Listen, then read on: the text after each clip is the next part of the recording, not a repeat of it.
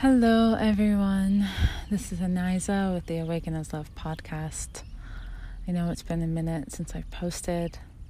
That's an expression. It's been a month. It's been a really intense April and May, and I haven't been as expressive. I've been very inward and having a hard time putting my experience into words. And honestly, that hasn't really changed. And so I'm just speaking and letting the words come to me. I wanted to say thank you to everyone who listens to my podcast, because I know there are people who listen and I don't know you, and you don't tell me you're listening, and you don't, there's no way for me to know that you've listened, but I know you're out there, and because I see that it's like, 37 people have listened, this many people have listened. So I just appreciate you. Thank you for receiving my transmission and our transmission, because I know in this moment you'll also hear the birds, you'll hear cars, and when I have guests on, you're also hearing their voices. So thank you for being a part of our sharing and our transmission. I have difficulty many times, particularly now, but always really sharing on social media. I don't intrinsically enjoy it. And I know for many people it's like, share for yourself, share what is most on your heart to express. And that doesn't really work for me, because honestly, what's most on my heart to express is not something I'd share. It's just something for me to feel and experience, and to feel inspired when I talk to one other person in front of me and we're engaging and we are feeling that cosmic expression from the joining of our auras, and there is this flow and synergy. I love that.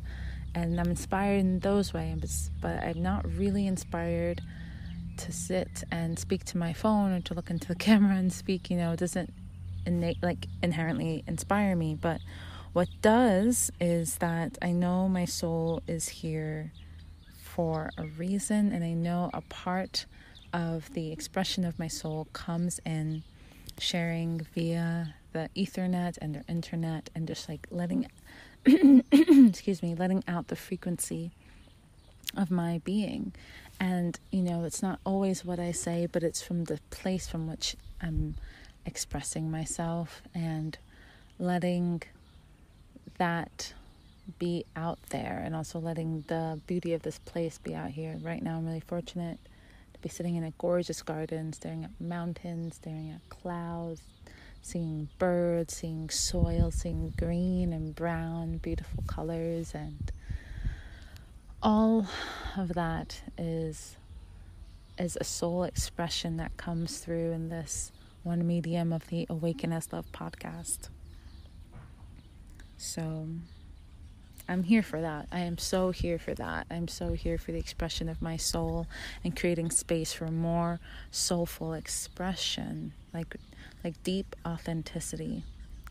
And I feel like authenticity and vulnerability have kind of become tropes of themselves in some ways in mass social media. And I feel like there's something else of really honestly just showing up and sharing your process.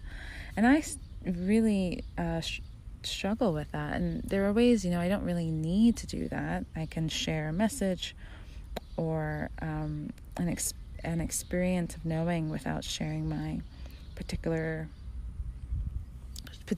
personal stories. But I feel there's something of the humaneness of my experience that's important to share, and then in addition to the knowing, because it's only through experience that our knowing is embodied. And because on my journey personally, I've opened up the Akashic records and I've done so much meditations, I do feel like I had access to really universal, multiversal knowing. And I just know it to be true because of so many clients I've worked with, so many people I've worked with, so many experiences I've had, that I'm sensing something true. But sometimes when you know everything, it can keep you out of living, And then I had some experience starting in 2019 that I really did something that I got into a relationship that probably wasn't the best for me, but it was an experience, an embodied experience. And I was talking to someone yesterday, and she has been going through many experiences, and I said what I just said to you, like, we must, to embody our knowing takes us to, it's through our experience, it's through the cellular walk through life. It's not just to sit in divinity and experience the world from a state of witness, but it's really to get messy, to be marred, to be marked by this world, and to still choose to express light and love, and to not turn away from that which is dark, but see the dark too as an expression of light and love. And that really takes being inside the world. So that's I feel what I've been doing these last months is like I'm really being in the world, and it hurts. It's like hurts, and it's messy, and I'm marked from it. I'm changed. I'm really changed from my experiences these months, and I'm so grateful for the change because what else is there? What else is there but to let life break us down and break us open, and to know it from this surrendered state that is miraculous and synchronistic and fluid. I feel also the sense of fluidity between me and other, and my capacity to articulate this is like increasing, and I feel so much more porous, and yet so much more understanding, and yet an understanding of how much I don't understand and I don't know. And I feel so much capacity increasing in all of these experiences, in this dissolution of self, in this continued dissolution.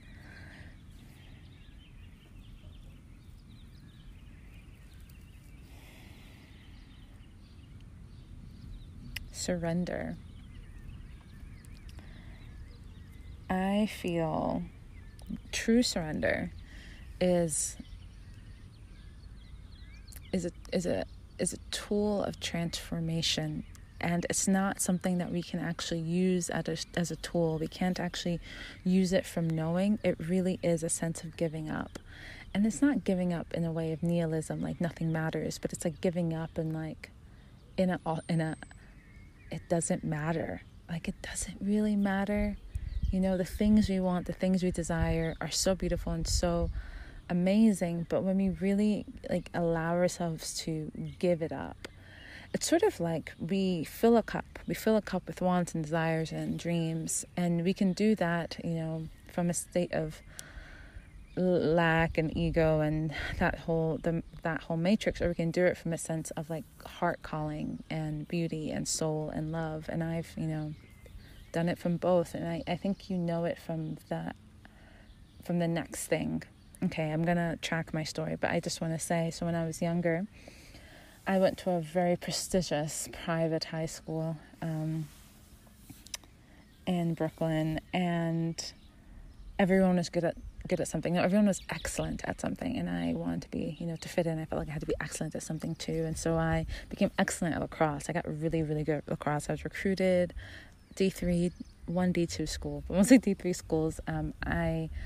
At the end of the year, I received a piece of paper telling me I was the best defender in the whole league, and this was like Ivy school, private prep school status. So it's like I'm one of the best defenders, like in the whole league. Is a big deal, and I worked so hard for it. I played lacrosse every single day for a year. Even on Christmas, I played wall ball, and I loved it. But also, it was to be the best. I was like, I wanted to be excellent at something. Then I don't even know what happened then. But so when I got the piece of paper, it told me I was the best.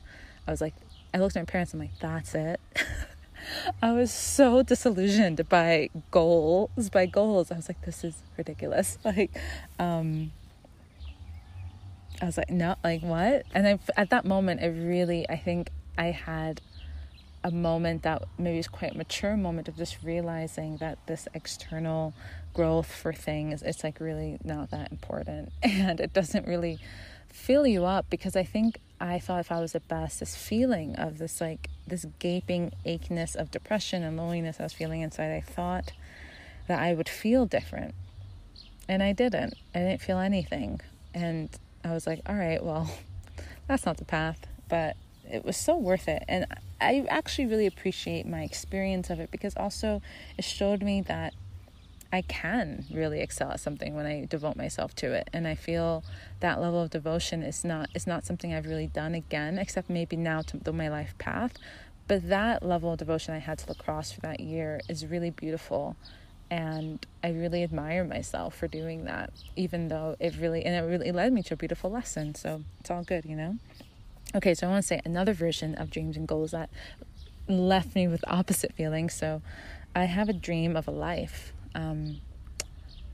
It's a particular home, and it has particular colors and made of particular materials, and I'm surrounded by trees, and there's a feeling.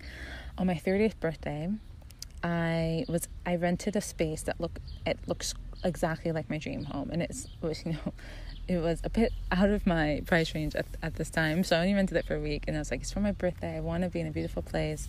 A dear friend came and visited me that I've known since high school, and I had connected with a beautiful man there. And I say this because I usually don't want to say these things, so it's personal. But I'm telling you this because, and then on my birthday I received all these beautiful messages and notes from people around the world. And because I've traveled so much, I was like, so much love. I received so much love.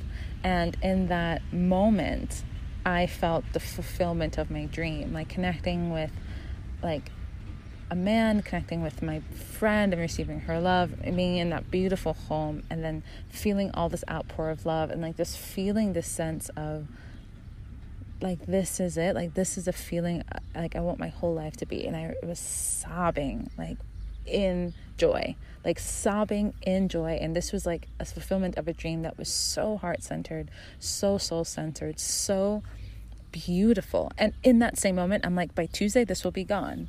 And I knew it'd be like, I parted from that person, that man. I left that place because I moved someplace else with a friend. Like, life goes on, and I knew it was fleeting and ephemeral, but I also knew that it was like holding a code for, like, it's a future frequency that I will live into. And it was like this time warp of feeling it then and feeling it another then. And it just meant so much for me, because that feeling is a frequency that's out of time. And I knew it in that moment. And I just felt so grateful to have touched it, to have tasted it, because I know that that's a frequency of my own life that, in any moment, like, the universal wills can conspire for me to meet. And I was so grateful in that moment to have met it. And I just felt the gift of it. And life will continue, life will continue. My environment will change, the people will change, but at some moment I know I'll stabilize inside that frequency, and I'm sure I'll cry in joy whenever that happens. And until then, I have lots of moments to bring, of beauty, because of the life I've chosen. I have lots of moments and experiences of beauty. Okay, I'm throwing this into surrender. So I'm talking about filling our cups with dreams and goals, and they can come from one state of not enoughness, which was my lacrosse thing, but there's still beauty in that, and then of feeling like a true soul and heart call, which was this moment I experienced on my 30th birthday. So I'm sharing all of that because as life continued these last months, I really needed to let the heck go of all of it. And I could feel the ways I was resisting and holding on, just out of fear of expanding so much that I would be alone and in some state, even though I know that's not true. I know to be truly free is like to be in a deep state of communion, but that knowing, like I said, is outside of my embodied experience. And so in that gap, I still experience fear. And there was one day where I had talked with someone, and that talk had motivated me to just be like, what if? Like, this didn't come from the talk itself, but like the talk put me in a mindset that was like, what if? And then I went out, had like a really weird experience, and I just did everything completely not for belonging to anything or anyone but myself. And I did like weird things. Like, I went out at night, which I'm not really a night person, but I went out at night by myself, and like I had a really like this really interesting experience. And I woke up the next morning and I was like, what if this, what if that, like what if I just gave up and completely surrendered, and there's enough, like in this moment, I mean, I have more than enough, and I'm very grateful for that.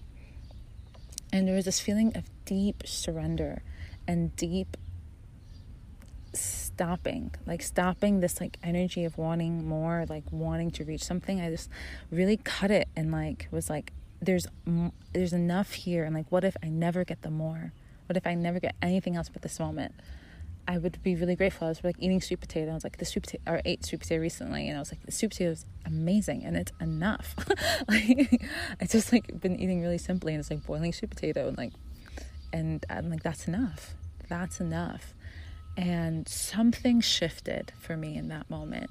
And the next week, like my calendar flooded with work opportunities, and like all these different opportunities have been continually coming in. And it really is from a state of giving up, surrender, letting go. And like I said, not in a state of like nothing matters, but in a state of like everything is of matter and I don't need to try. Like, can I like send out the frequency of my dream into the multiverse, and then can I let go and then just pay attention and be with the fullness of all that is around me, and just be with that. And, you know, that can bring in all sorts of emotions or non-emotions or, you know, sense of sensations. I've been really feeling how I really want to work on expanding the language of emotion, because I'm like, when I really stop, I'm like, how am I feeling right now?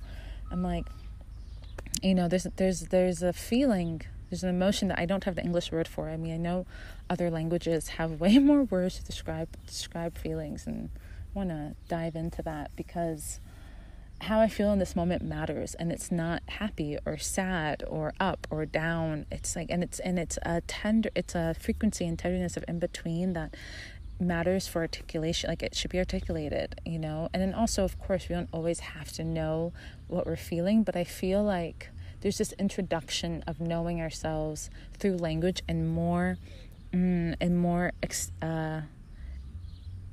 colors and variety and diversity. And that variety and diversity of emotion and feeling is worth putting into experience and putting into words, and not like kind of collapsing ourselves in these block experiences, because we know ourselves as more nuanced, and it's time to like have the capacity to share ourselves in the through point. This is something also I've been experiencing. It's just, I feel like, you know, if we use the journey of the caterpillar and being in that goo, like I've been in such a state of dissolution and not knowing, and really trusting that the not knowing and the dissolution and the confusion are our guides, which I think that's like a whole other topic. But from that state, it's not even the not wanting to be seen. It's like, but how is one seen? Like, how do I show up as seen? And I feel someone just walked by. Okay, I'm going to refocus and continue sharing. And it's the capacity to not need to be seen in a finished state. Like, right, to be seen and to like know how to share through the goo stages. And I feel doing that is how we also bring in more words and finite experiences through our in-between stages that so many of us experience, like in these nuanced states. And they are so worthy and deserving of being shared with others, and feeling more connected in the fullness of our human and divine experiences.